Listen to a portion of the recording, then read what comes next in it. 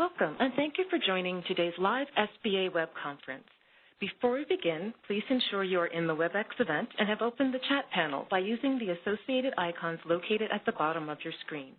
You are welcome to submit written questions during the presentation, and these will be addressed during Q&A. To submit a question, select All Panelists from the drop-down menu in the chat panel, enter your question in the message box provided, and hit Enter to send. Note that this conference is being recorded and that all audio connections are muted at this time. If you require technical assistance, please send a chat to the event producer. With that, I'll turn the conference over to Valerie Coleman. Please go ahead. Thank you, Candace. Hello, everyone, and welcome to our March edition of our first Wednesday on Certificate of Competency, or our COC program. If you are wondering why you are not hearing Chris's voice, as he normally is our wonderful host, Chris and his wife welcomed a new baby boy into their family last week. So while we say we're missing him, we're glad that he's home and they have a healthy baby boy now, and he will be back next month. And we also have Charles is on the phone to be able to take your questions at the end. As Candace said, my name is Valerie Coleman. I'm the program manager for the Prime Contracts program with the Office of Government Contracting, and I have oversight over the First Wednesday program, and I will be your host today. I'm not as good as Chris, but hopefully we will get through all of this. So the first thing we want to talk about, and I'm on slide 4, is we will do our presentation, and then we'll have about 15 minutes for questions, and you'll be able to type those in, and Charles will be giving out the questions at the end, and our speaker will be glad to answer them. If we do not get to your question at the end or after the webinar is over, you have a question, you can always send it to our inbox, which is sba.learning@sba.gov. All one word, SBA Learning, SBA and then LEARNING @sba.gov. If you have any technical problems, please contact Candace, who's our moderator, with a note, or call her at 301-250-7202. We know that some of you have firewalls and other things that won't allow you to look at a computer screen and see the PowerPoint. So as we're going through it, we will be giving the page numbers, so those that are looking at just the hard copies will be able to keep track of where we are in the presentation. We also have additional training that is at SBA's Learning Center website, and we have given you the address at the bottom of slide 4 if you're interested in additional training. One of the great things that we have going on with the First Wednesday is our association with the Procurement Technical Assistance Centers. We all work in government contracting very close with the PTACs, sending a lot of small business clients over there. And the great thing about their services is because the tax dollars, our tax dollars are paying for it, all of their services are free. So it's a wonderful resource for small business owners, not only in federal work, but city and state and county work also. The other thing great about the PTAC is they have agreed to post our First Wednesdays, and we show the link on page 5 where that link is. I get a lot of emails in the inbox, and I manage the inbox of I missed the last presentation and I want to get credit for it. Where can I find it? And so this is being recorded, and within a couple of weeks after the end of the webinar, it is posted at the APTAC web address that you see. Also, we give you the web address for the PTACs so you can find your local one, and also give out those resources on the local ones, small businesses that you deal with. On to page 6 is our calendar, and you will notice we are on webinar number 6, and so our next one will be on April 1st. And we go all the way down to August the 5th. We do not hold a webinar in September because we know how busy the end of the fiscal year is. There may be some changes to this, some shifting of some of the programs. I've gotten a lot of emails about the Women-Owned Small Business Certification Program and how that's going to operate, and we hope that the July time frame is going to be a good one. We're trying to time it up when we think that everything's going to be coming out. So look for that special webinar on July the 1st. We are on slide 7. We know that you want to get a COP for attending this webinar, and I will show you the slide in just a second, but on slide 7 it gives you the directions on how to do this. And let me go ahead and show you the slide on slide 8. So you'll see where it says this certificate is awarded to, insert your name here. All you do is copy this and download the certificate, or you can type in your name and do a print of just this slide, and it will be printed off, and then you can put it into whatever system that you have to get your one COP. SBA does not keep track of your COPs. A lot of people have sent the certificates to us, and we send them back saying, we don't do any of that. You submit them through whatever system that you do have, and so we want to make sure that you get your COP. So if you have any problems with that, send us an email at sbalearning@sba.gov, and we'll make sure that you get a copy of that. And so, again, there's a copy of slide 8 so that you can see that. So you will get one COP for completion of the COC program webinar. We're very pleased today to have Mia Fagley, who's an industrial specialist in Area 5 of SBA's Office of Government Contracting within SBA. And Mia is, she graciously accepted our invitation. Chris always says that, and I love that. So she graciously accepted our invitation. And at this point, I'm going to turn it over to Mia to do our presentation on COCs. Mia? Hello, everybody. I hope everyone's having a wonderful day. Next slide. Go ahead and go to the next slide. So, Certificate of Competency, the reason why we're all here today. First and foremost, I'd like to clarify that this is not, in fact, an actual certificate or a certification. To be honest with you, it's much more of an appeal process for small businesses for competitive bids.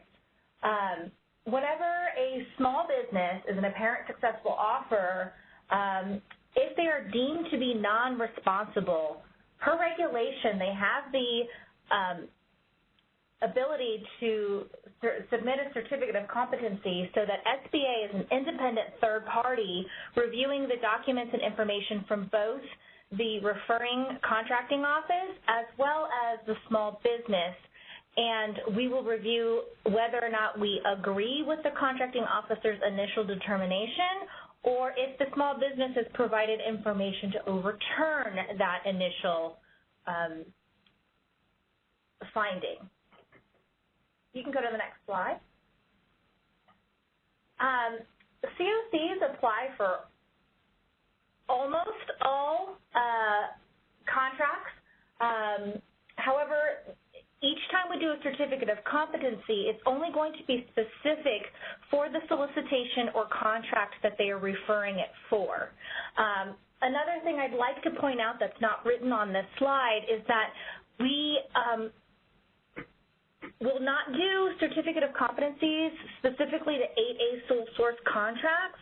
Reason being is that firm was selected by that contracting office, and it was not done through a competitive means, and therefore if they have any concerns, they should go back to the business opportunity specialist, which they've offered that to have further discussions, and if they still have concerns, they can select another 8A firm. So our COC would not necessarily be applicable in that situation.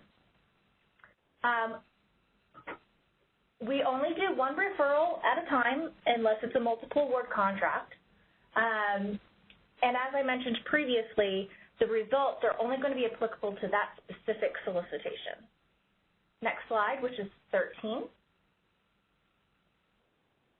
One thing to mention that we get questions from contracting officers frequently is what is the likelihood of it being overturned or not overturned? Statistically speaking, historically, almost every year, of the referrals that we receive, only about 50% of the small businesses will actually apply, and of those 50%, only about 50% will actually have a COC issued. So the issuance rate is about 25% historically speaking, nationally. Next slide. Here's some basic information that you would need to know regarding the regulations that oversee the COC program.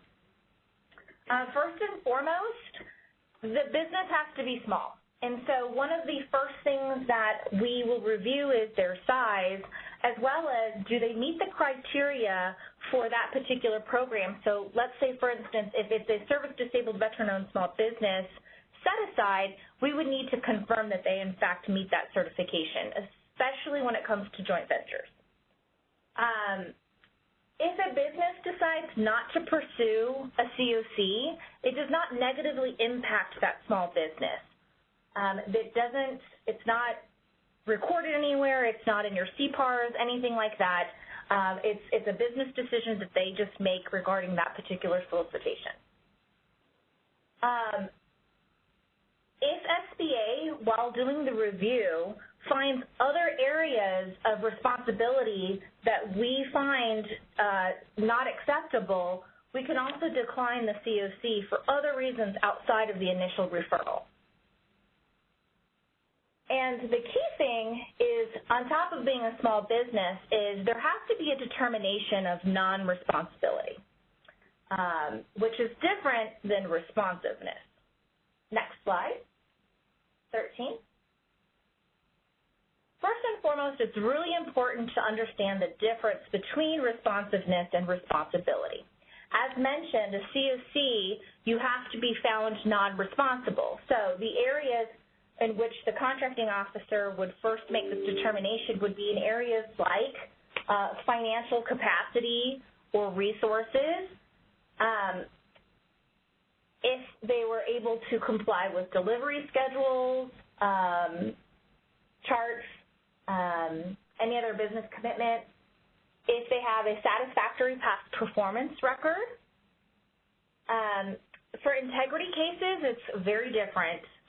If you have an integrity case, definitely just reach out to the industrial specialist that oversees that firm, because it is in-depth and very different and very complex, which we could spend a whole nother hour just on integrity cases.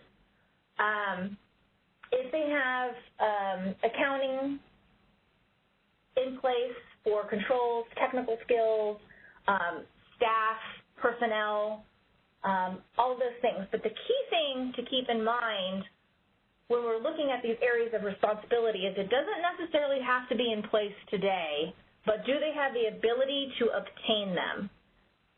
Also, it's very important that your solicitation is specific, because if you state that, let's say, for instance, you have to have a certain security clearance, but you state by the time of award, that can give them a lot of extra time to get that certification, so they may not necessarily be non-responsible at that point in time, versus if you stated must have this certification or clearance in place at the time of bid, then that would be something called responsiveness, which leads me to my next slide, 14.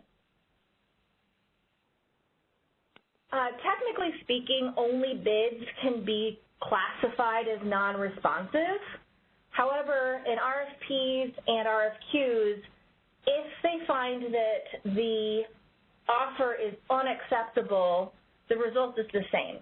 And the way that you want to look at situations like that is, if in a situation that their offer or proposal fails to conform to the material terms and conditions of the solicitation, then they would be unacceptable or / non-responsive, and you would dismiss that particular offer. Same result.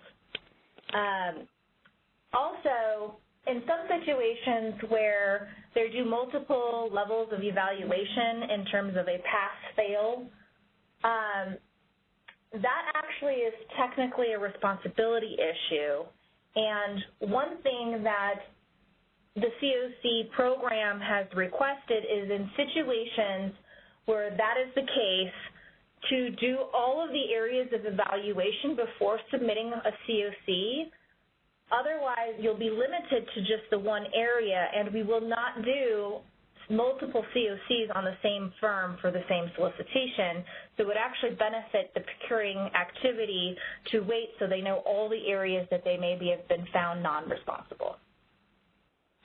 Next slide. As mentioned, responsiveness or unacceptability are basically the same thing. It's just different types of procurements. But an example of that would be is if it was late, that's non-responsive. If they didn't provide specific required licenses and certifications, as mentioned, it's going to be very specific to what exactly the solicitation states. So it's very important that you're clear on when you're writing your solicitations. Also, a bond, if they do not provide the required bond and it's listed in the solicitation. However, in situations where there's like minor infractions, they have to be provided an opportunity to rectify that. That doesn't mean they get to change their proposal.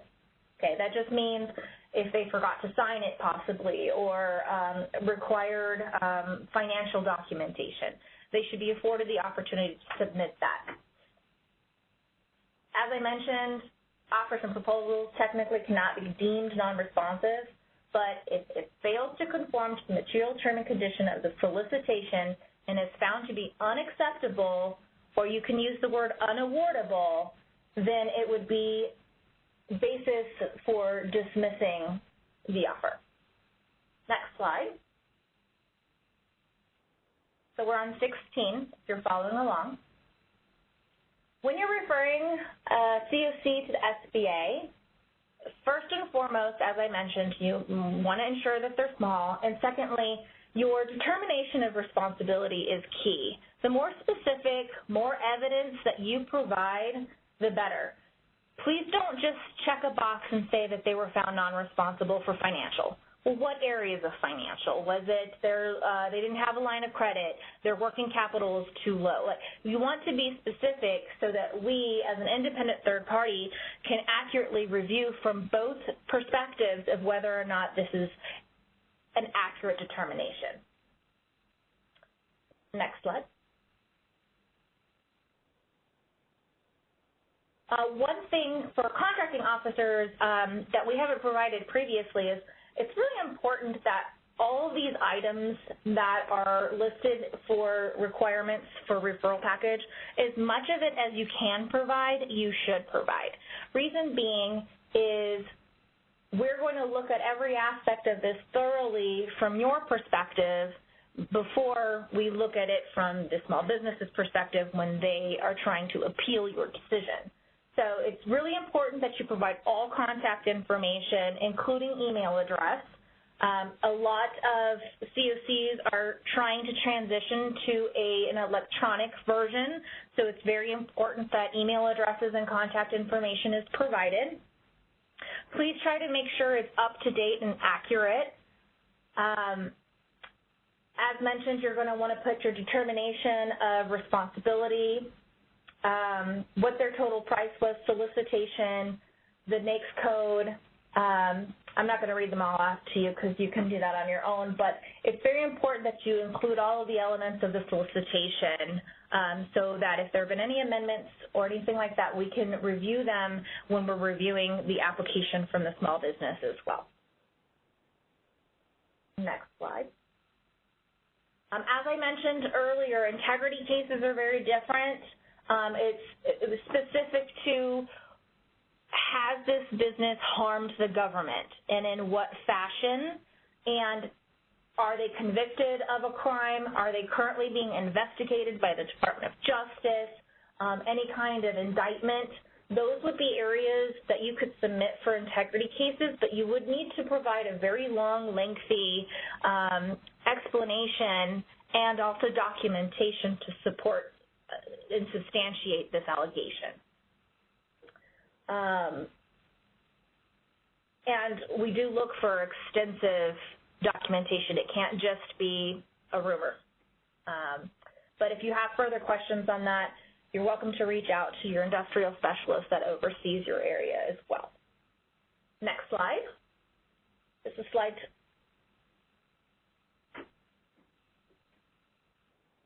It should be 20, but for some reason it says 18. All referrals have to go to, it says per regulation it has to go to the area office. However, like myself, I'm in Area 5, but I do not work out of the Fort Worth, Dallas office. I work out of Colorado.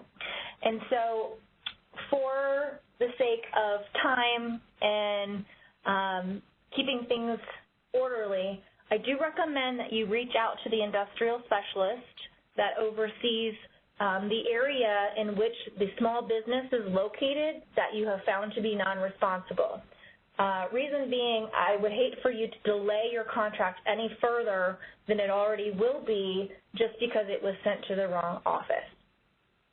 So be sure to reach out to the correct industrial specialist to ask questions of whether or not they are accepting electronic applications or referrals, or if they're still doing hard copy as well.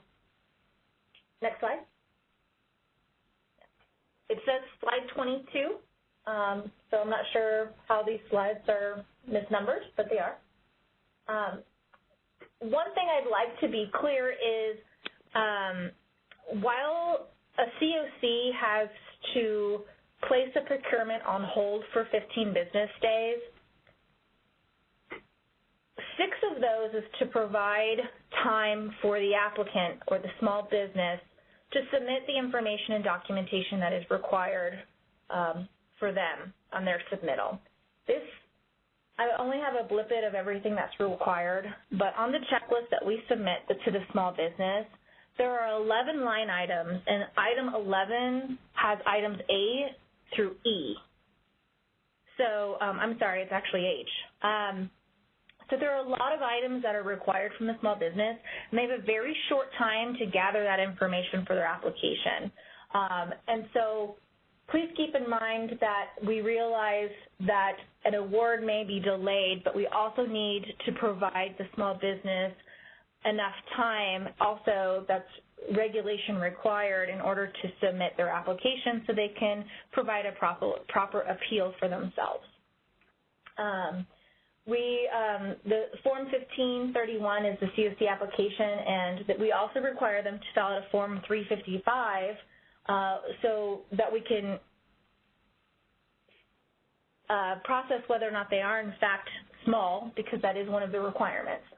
We also ask for an extensive amount of financial information, cash flows, as well as information regarding equipment and technical capacity. So we do look at it in its entirety and extensively. Next slide. As I mentioned just a few minutes ago, per regulation, there's a period of 15 working days in order for a COC to be processed fully. However, while I do not have the authority to grant an extension, I will request extensions on behalf of the small business if they request it. In the end, the contracting officer does have the authority to make the determination if they have the ability to grant an extension. So depending on when funds will run out, budgetary restraints, and need to award, the contracting officer will decide whether or not they can grant that. We cannot expedite referrals. Reason being is, per regulation, we have to allow a minimum of 15 business days to process the COCs. Whenever possible, if we do happen to get information quickly, if we can get it done quicker, we will, but we just can't guarantee any kind of expedition. As I mentioned at the very beginning, if a business decides to decline to provide an application, it will close the case and the contracting officer can award to the next in line, but it will not negatively reflect that small business for declining to submit a COC. Next slide. it says 21 for the slide number. So there's only two options, really, and it's probably pretty obvious. You can either issue a COC or you can decline a COC. And when we issue a COC, what it really means is we feel that the small business is in fact responsible and has provided enough documentation to overturn the contracting officer's initial determination.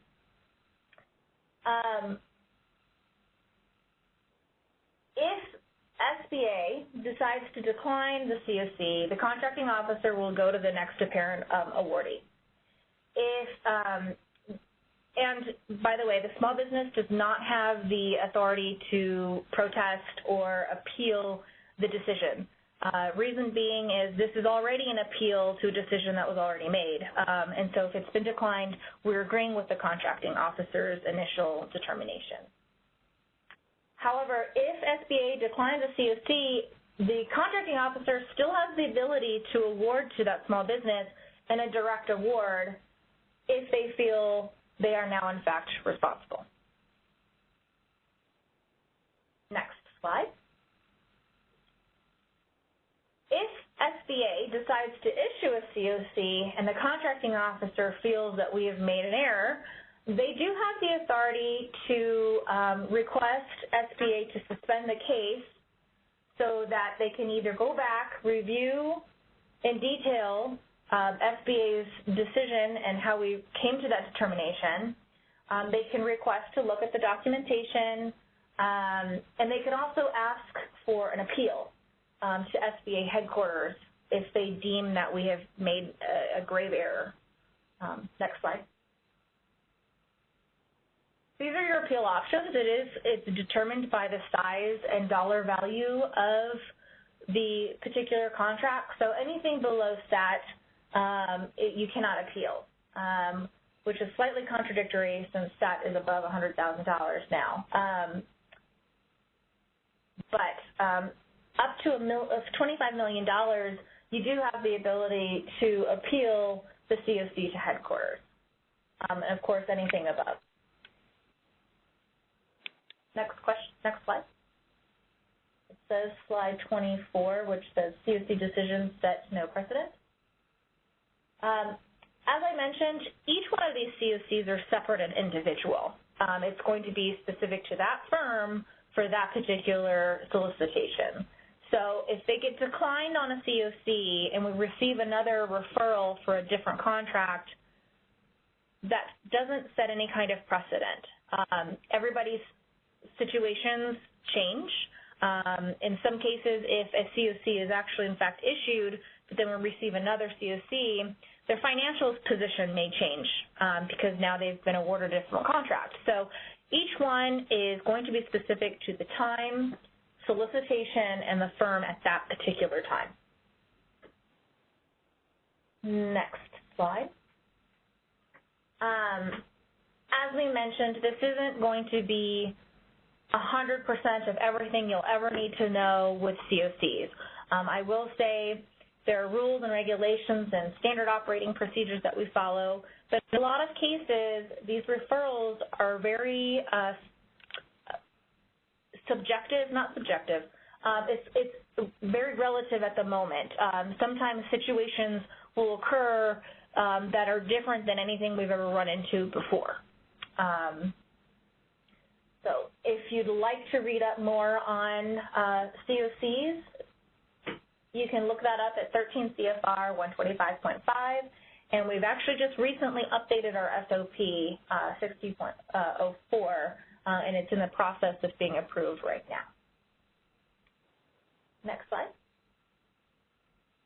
Here's something really important, contact information for each of the area offices with regards to certificate of competency. These are going to be the individuals I highly recommend before even submitting a referral to reach out and contact them so that you can discuss the particular situation of whether or not a COC is actually even applicable, where to send it to, should it be in hard copy or electronic copy, and steps to take from there. I do know that in Area 6, Marina Laverty has retired, and I didn't have time to update the slide, but the new contact individual for Area 6 is Aaron Para. That's A-A-R-O-N, P as in Paul, A-R-A. And his phone number is 818-552-3297. I'll repeat that,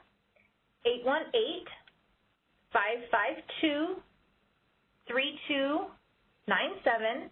And you can reach him via email at aaron.para@sba.gov. Next slide. And we are open for questions. Okay, Charles, I know I saw some questions coming in. Do you want to go ahead and start with those? Yeah, so the first question is, do you in the COC office ever make referrals to the SBA size determination division? For example, suppose the CO finds the small business non-responsible and violating the limitations on subcontracting. Will you and the size office jointly work the case? Okay, that's kind of two different questions. So limitations of subcontracting is not necessarily a size concern. That's more a performance concern. So that would be an area of responsibility that the COC division would review.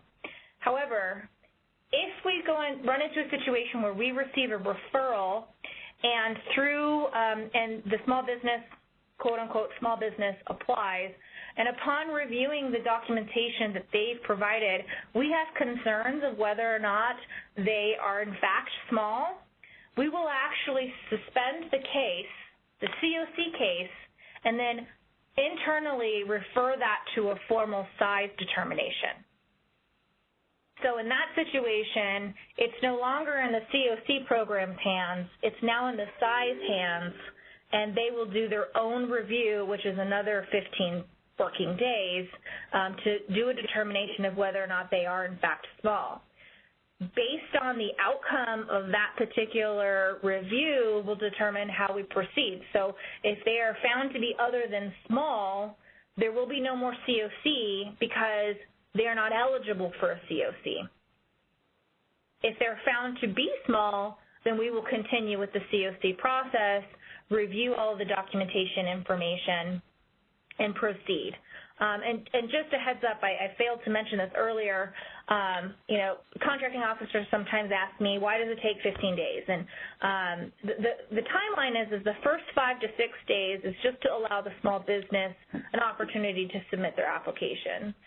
Days 6 through 15, an industrial specialist will do a review regarding their technical capacity and all of the other areas, and then there's a separate individual who will review the financial documentation and information, create a financial review and report. Then we have a committee meeting. We review all the documentation as a group, we vote, and then come to a final conclusion, and a formal letter and determination is provided. So that is why it takes 15 business days. And okay. It can be delayed depending on whether or not a formal size determination needs to be made, or in some situations, as I mentioned, if it is a set-aside procurement and we have concerns of whether or not they actually meet the eligibility of that particular program, it will be suspended and a formal review or protest of whether or not that small business actually meets the eligibility requirement for that program will then be done.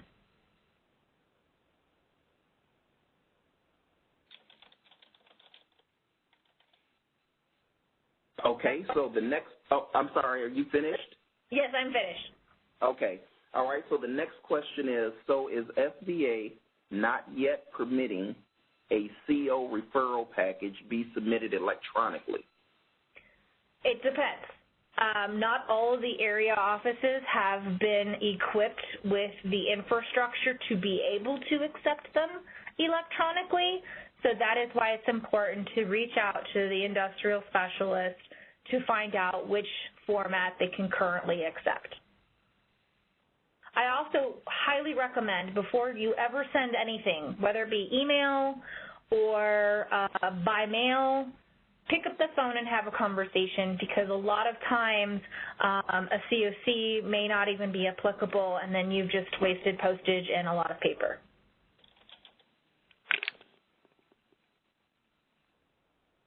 Okay, the next question is on about page 15, slide referring to responsiveness. It cited FAR Part 14, which is sealed bidding. If we are procuring under FAR Part 15, would FAR Part 14 be applicable? Okay, as I mentioned, responsiveness is only technically utilized for bids.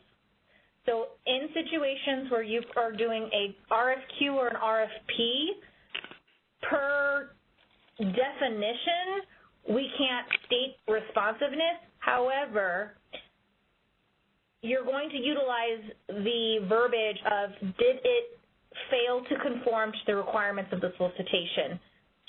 If it is a no, then they are unacceptable, and the same outcome will be as it was if it were responsiveness.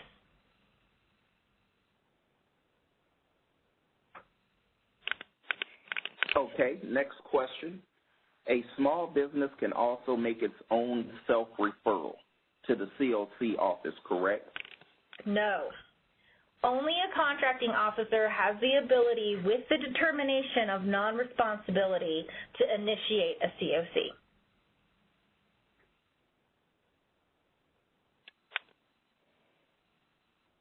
Okay.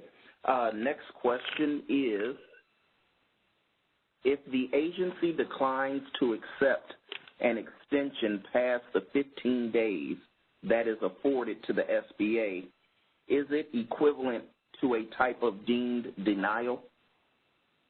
No. The COC, as I mentioned, is an appeal first and forthright. And we're already delaying award, so just, it's kind of like if they could, they would, but sometimes they just can't. Because if funding is expiring and they have to have it awarded by a specific date, they just don't have the ability to grant any additional extensions.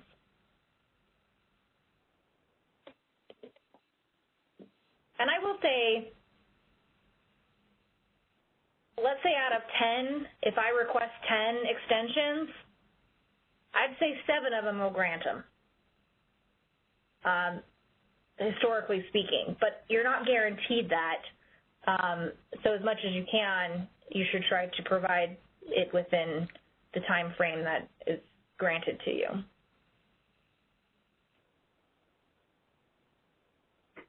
Okay, thank you. Next question.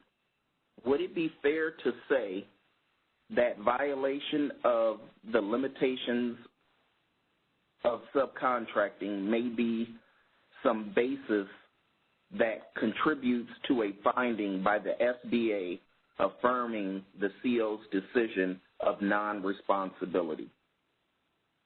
I'm a little confused on that question. If the referral, are they asking if the referral was submitted for limitations of subcontracting?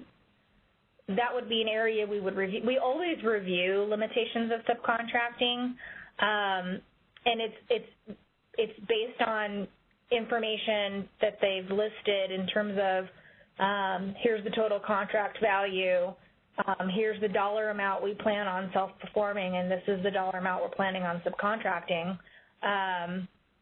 We'll always try to do a comparison to what they've submitted in their proposal. It shouldn't change. It should be the same. But I've noticed in a lot of situations they don't necessarily clarify it that specifically in their proposal, and so this gives them the opportunity to spell it out specifically by percentage and dollar amount. So I'm a little confused with that question, so if that person could follow up with a clarifying if I answered that or not, or if I misunderstood the question. Okay, so we'll move to the next question, and then that question can be submitted further to the email address, for questions. And the next question would be page 23, the contract base value between $100,000 and $25 million. Has the $100,000 increased to $250,000? Yes. It's the simplified acquisition threshold. Okay. If a contractor gets a COC, then is the award made to SBA as the prime with the contractor as the sub? No. It is per regulation, if a COC is issued, they have to award to that small business. We are not involved other than following up with that small business. We do follow up with the contracting officer as well to ensure successful performance. If they aren't successfully performing, that's a whole separate conversation. But no, SBA is not the prime. That small business is still the prime. Okay. But there are things in place to ensure successful performance. Great. Okay, thank you. Next question. If the agency declines, when making a set-aside determination, when making set-aside determinations, firms are eliminated after RFI or sources saw. Do they have regress? Do they have, I'm sorry, what? It says regress. I don't understand the question. Okay, when making set-aside determinations, firms are eliminated after RFI. Okay, so I'm taking it that this is talking about the market research portion where the firm is eliminated as far as making the determination to set it aside. They're saying that the firm is eliminated during the RFI and sources sought stage. So do they have any recourse to take No. if they've been eliminated during that stage? No. So a COC is basically one of the final steps you would take. So after reviewing proposals and finding a small business to be non-responsible, the determination of responsibility has to be made. At that point in time, there's been no determination of responsibility. They're only doing their market research. So, no, a COC would not apply at that point in time. It's basically when you're reviewing a proposal and it's a small business, if that company would be awardable had it not been for the one area of responsibility, that's when you would want to submit for a COC, so that we at SBA are the independent third party double-checking basically to ensure whether or not we agree with your findings or not. Okay, thank you. Next question. Are COCs issued for small businesses outside the U.S.? Are they just doing business outside of the U.S. or are they a foreign entity? It's only for, you'd have to be classified as a small business under U.S. regulations, which means you are incorporated and do business here in the United States and are for-profit. Owned and operated by a U.S. citizen. Okay. Next question.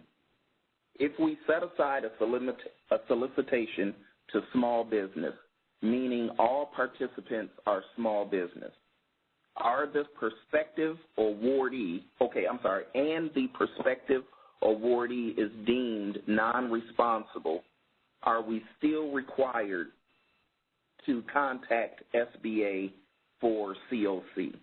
Yes.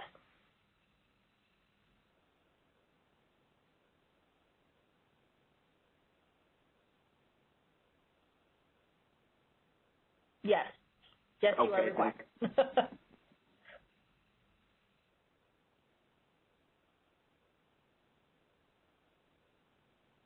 Okay, 1 second. I'm trying to find.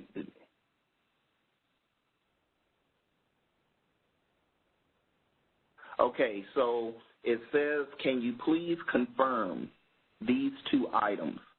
1, the burden of proof and burden of persuasion is on the small business to affirmatively show that the small business is capable. And 2, the burden of proof is not on the contracting officer to prove. Yes. However, let me give you an example. I get a lot of COCs for financial reasons, and the contracting officer's determination of responsibility is 100% purely based on a Duns & Bradstreet. And a lot of times if there's a red flag, it's in their protocols and procedures that they automatically are found non-responsible without actually looking at any financial documentation, just purely based off of a Duns & Bradstreet report.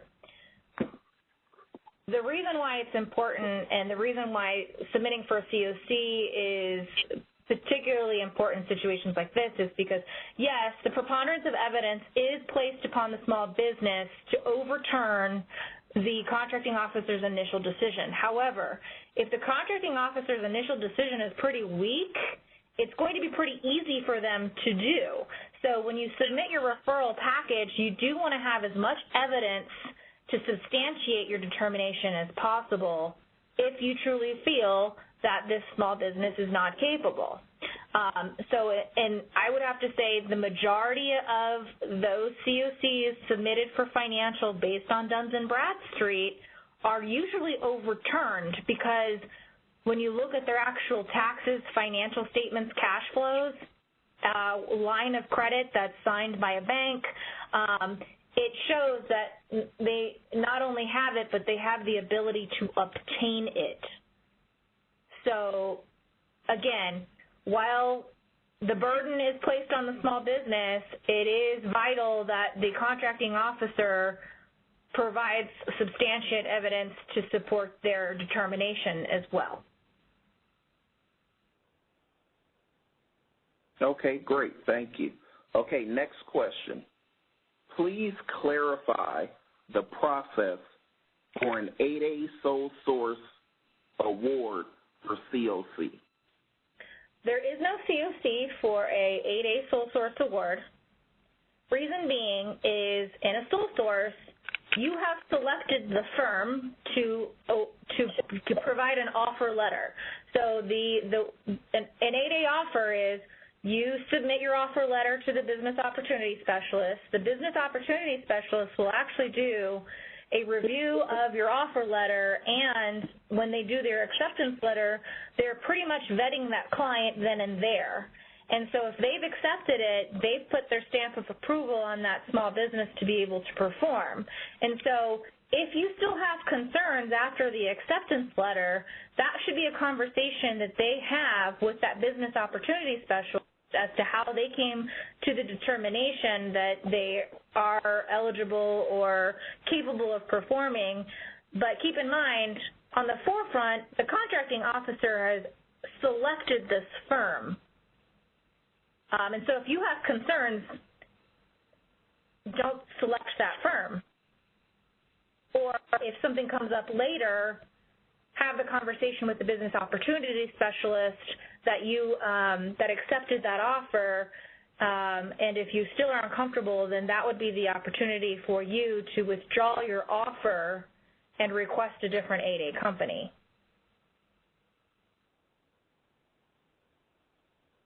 Okay, thank you. Next question. Please confirm if FAR 19.6 COC is not applicable for U.S. small businesses performing outside the U.S. I don't have that in front of me right now. Okay, no problem. So then this question here, and this is the last question. It says, so COCs are not issued for U.S. small businesses performing outside the U.S., which is somewhat of the same question? Not necessarily. It depends on the contract, and if the non-manufacturing rule is in place. That's kind of a complex question, and I would probably need to speak to that person directly to get more specifics as to the situation that they're asking questions about.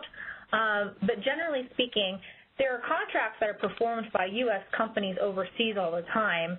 It's still a federal procurement. That doesn't necessarily mean a COC is not going to be applicable. Now, if it's a foreign entity performing that contract, then no, a COC would not qualify because a foreign entity is not considered a small business under regulation.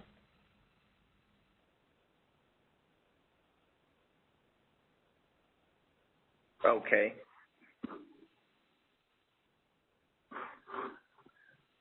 Is that the last question, Charles? There was one more, but I'm trying to read it so I could. Okay, so I'm going to just read it the way that it's written. It says, does the small business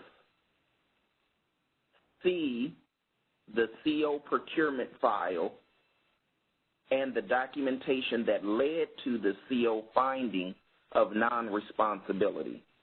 No. So okay. No, they do not.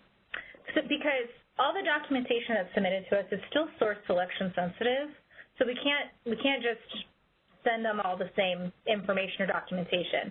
However, when we do our initial letter, when we contact the small business, we do have to let them know that they were found non-responsible and why they were found non-responsible. Generally speaking, it's going to be very bullet points. So let me give you an example. You have been found to be non-responsible when it comes to financial capacity. The findings were 1, negative net worth, 2, insufficient working capital, 3, current ratio below required standards, 4, no line of credit provided. It would be something like that. Okay. So not all the details and specifics, but enough that the small business knows what they've been found non-responsible for so that they can provide information, if they can, to overturn it. Okay, thank you. The second part to that question is the CO able to see the financials and tax returns of the small business? No, same reason. If it's proprietary, we would have to ask permission for them. However, when they're doing their contract review, keep in mind they always have the ability to request further documentation and information from that small business bidding. Great. That was the last question. Okay, thank you, Charles. Mia, I have one for you that I've gotten twice. And since I've gotten it twice, I'm going to ask it of you so you can respond. You mentioned that SBA monitors the performance of the contract, say it's a base plus 4 years. Are you monitoring for the entire 5 years, or are you limited to what you monitor? So all COCs, and I'm glad that actually came up because that's a misinterpretation. COCs are only ever for the base year of the contract. And so when we're reviewing financials, all of that, we are only ever reviewing for the base of the contract. Reason being is the contracting officer has the ability not to renew the options. And so if you have concerns after that base year to not want to execute the option, you do not have to. Therefore, when we're reviewing COCs, it is only for the base year of the contract in every aspect. Okay, Charles, I think we got another question in.